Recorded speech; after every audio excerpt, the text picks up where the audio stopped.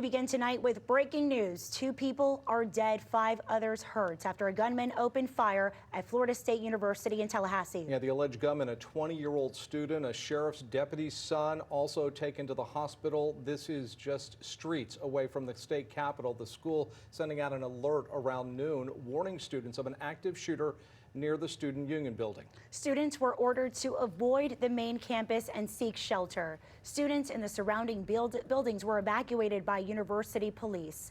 One student recounting the moment he heard the gunshots. Take a listen. I was completely in shock. I didn't think this could happen at Florida State. I mean, we're a pretty safe campus, but yeah, this is just like unheard of to me. I never had been in a school shooting before, an active shooter. This is like first time for me, and I was honestly in shock. My hands were shaking. Just adrenaline kicked in, and I really didn't know what to do. I started tearing up, just like I was scared.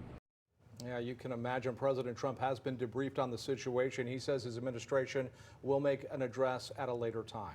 As for the victims, again, we know 2 people have died. Officials say they were not students. 5 others were taken to a local hospital. The gunman was also injured here. And just moments ago, police holding a news conference with the latest update. I-Team Chief Mike Magnoli has been staying on top of this. And Mike, what do we know? So the Tallahassee Police Department will be the lead agency in the investigation after we heard from their police chief. The sheriff of Leon County went up to the podium, Luli and Jim, and some very startling developments. The Leon County Sheriff's Office is directly related to this incident, not just as first responders, but because the suspect, the gunman, is the son of a deputy with their agency. Let's hear what the sheriff said moments ago. The shooter is 20-year-old Phoenix Ikner,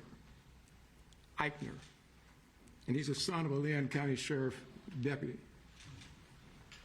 Our Deputy Ikner, has been with the Leon County Sheriff's Office for over 18 years. She has a tremendous job that she's done. Her service to this community has been exceptional. Unfortunately, her son had access to one of her weapons, and that was one of the weapons that was found at the scene. There were other weapons apparently found at the scene, and we know that first responders and investigators are combing campus right now looking for other possible weapons that might have been used in this situation. We found social media accounts for the mom, the deputy from the Leon County Sheriff's Office, and her son. We are working to vet that and to confirm, but there were some disturbing things right there on the cover page of a social media account that seems to belong to this young suspect, and we're going to be keeping tabs on this over the course of the hour. We could learn some more about him, but just to recap, that's a direct connection. Mom is a Leon County Sheriff's deputy. Her son, the alleged suspect, the alleged gunman in today's shooting. Jim, Liz, back over to you. Luli, back over to you. That, Mike. Well, we've been talking to FSU student Brock Plancard, who's joining us live tonight from the campus. And Brock, kind of set the stage here. I know it's a holiday weekend, but is it business as usual over at the campus before this incident took place?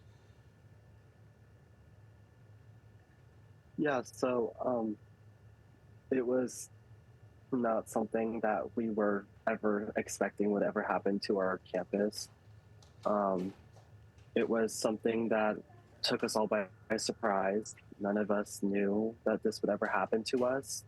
So finding out today that there were shots fired on campus, that was one things that blew my mind, and I physically just could not comprehend something like that ever happening.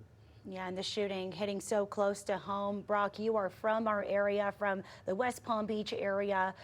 Just tell us a little bit about when this was happening.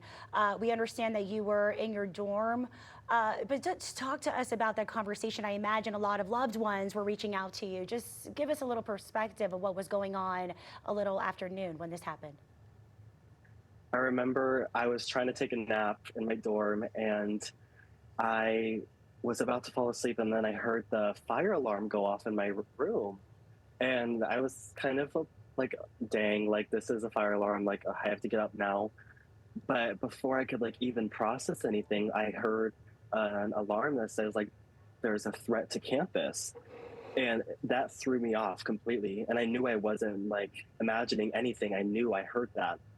And so my first reaction was, I need to see what's happening. So I went to social media and I saw a bunch of people saying, shots on campus, shots on campus. And my heart sank. I felt like vomiting all over the place. I was so nauseous with that.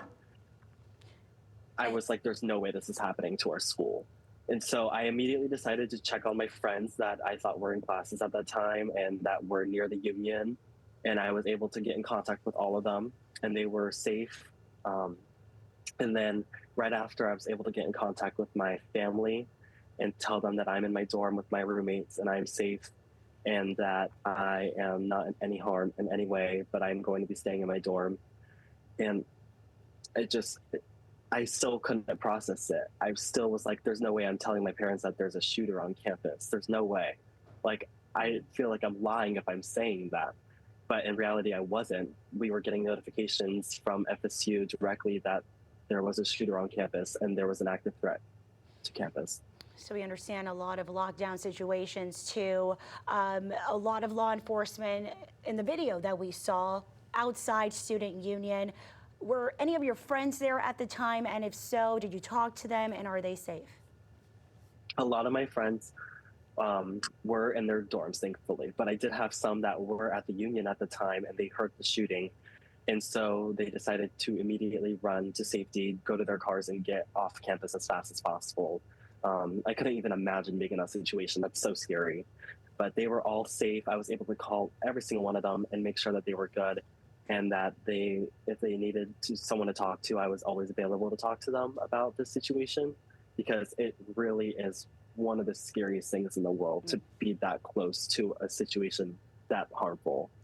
Brock, I know they've asked you to shelter in place. You said that has since been lifted, but can you describe how far your dorm is from where all of this transpired?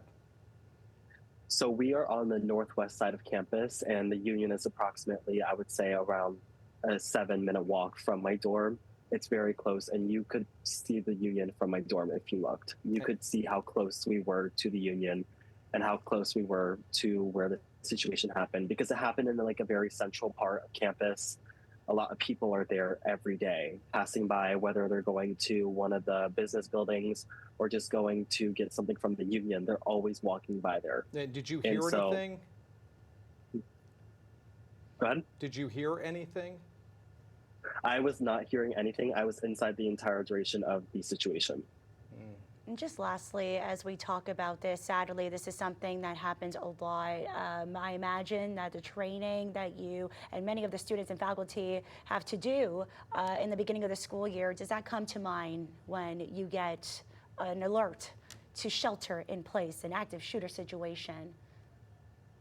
I remember we learned about this in orientation when we first got to FSU on what to do if there was ever a situation like this to ever happen to us, and the precautions we should always take, whether it's run, take cover, listen to the FSU alerts that we get on our phone.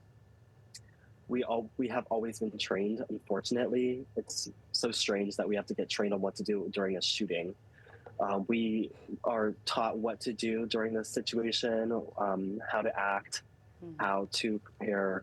And so whenever we got the alert, I just always made sure that I was safe and that I wasn't in any sort of danger.